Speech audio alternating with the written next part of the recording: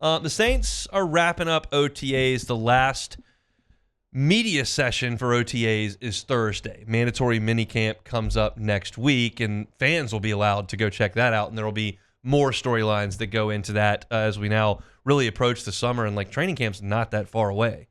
And Ross Jackson's been doing an awesome job covering OTAs for LouisianaSports.net, also Locked On Saints, and he's got a piece up right now at LouisianaSports.net, kind of what to look for in the final day of media practice with OTAs. And it starts with Spencer Rattler and Tyler Shough, which you would imagine it would, right? And that's going to be the biggest storyline and the juiciest storyline. And we're all very well aware that nobody's winning the starting quarterback job in OTAs, right? But that battle matters every day. And it feels like there's an interesting dichotomy between Rattler, who by all accounts has been a little bit more consistent, been a little bit steadier, and then Shough, who's been a little bit flashier, but also is a bigger investment for the organization. So there's a push and pull there between those two guys and kind of where they are. And their performance over the next couple of weeks does matter. What happens in training camp matters more, but it does matter what they do, and that's certainly something that we'll keep an eye on tomorrow. I think this is really fascinating just because I'm ready. I'm ready to see Quincy Riley on the field. He hasn't been able to participate in the offseason yet, but that's a guy that I believe the Saints want to help them in the secondary this year. We spoke to Sharif Ishak about it yesterday, and I'm with him. That's a guy that you took in the middle rounds that you feel like can help. And the biggest thing in training camp, in preseason games, and early in the season into later part of the season is going to be what the Saints can get out of this draft class. That, of course, starts with Shough. But it's not just Shough. It is the guys like Quincy Riley who you've taken pretty early. We're going to have all eyes on left tackle at Kelvin Banks. That's a big freaking deal to have your top 10 pick be a star. And you move Fuaga and you feel good about that. But, it's not just that. Because the Saints have hit on some first-round picks. But there have been some times where the later rounds, they've just completely whiffed. And if in the salary cap situation you're in right now, and the roster situation you're in right now with the contracts you've got and the ages of those players and their declining production, if you do not hit on mid-round picks in this draft and the next draft and the next draft, you are not going to dig out of this hole. And Quincy Riley is not going to prove to me on Thursday or next Wednesday that he's a Pro Bowler. But I would like him to get out on the field and compete. Because Tyron's not going to be there forever. And Jordan Howden hadn't done a lot. And you've got this guy that a lot of folks think was a good pick that just hasn't quite gotten out there. And I'm not saying rush him to the field. This is not a situation like the Saints felt about Kendre Miller.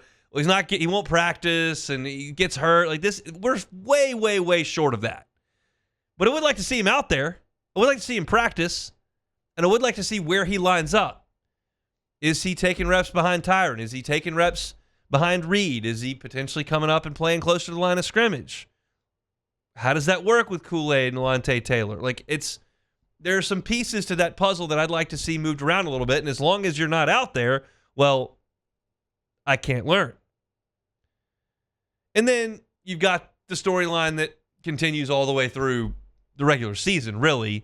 But Ross writes about new players. They formally announced Derek Carr's retirement on Tuesday. That opens a roster spot. Ryan Ramchik's retirement is coming up. That should happen within probably the next 48 hours. So are the Saints going to add? Are they going to add on the defensive line? They brought in Jonathan Bullard. He's got connections with Brandon Staley, we know.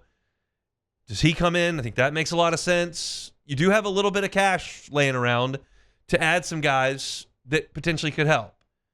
I would prefer that those guys be closer to 25, 26 than the Brandon Cooks ad.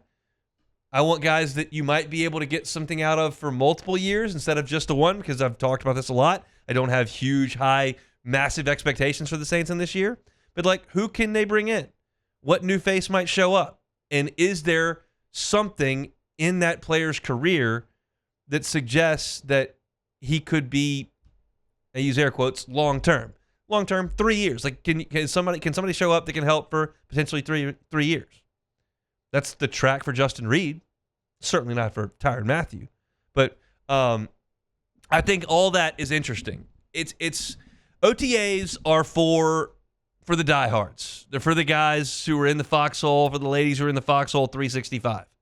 You got to dig to find something to care about in OTAs. But I am, interestingly enough, like, I'm energized a little bit by the restart of the Saints. I'm energized by it.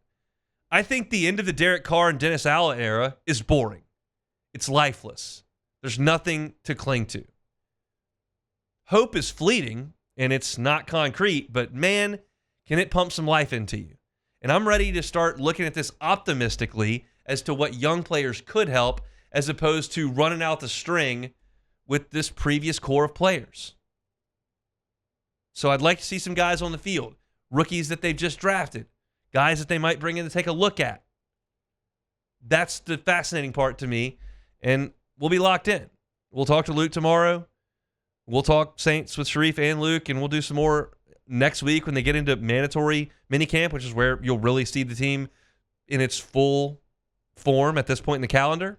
But there's some stuff to cling to, and Ross Jackson will certainly be all over it at LouisianaSports.net. We'll be all over it daily here talking Saints. You're looking for my Saints content, Hunt on Saints is where you can find it. Just search on YouTube. You should be able to subscribe to the channel, and you'll get that into your feed every single day. Hey, it's Hunt. Thanks for watching Hunt on Saints. Before you leave, help us out a little bit. Hit that like button, leave your comments in the section below, and hit that subscribe button so you get all our content right here from Hunt on Saints. We'll see you next time.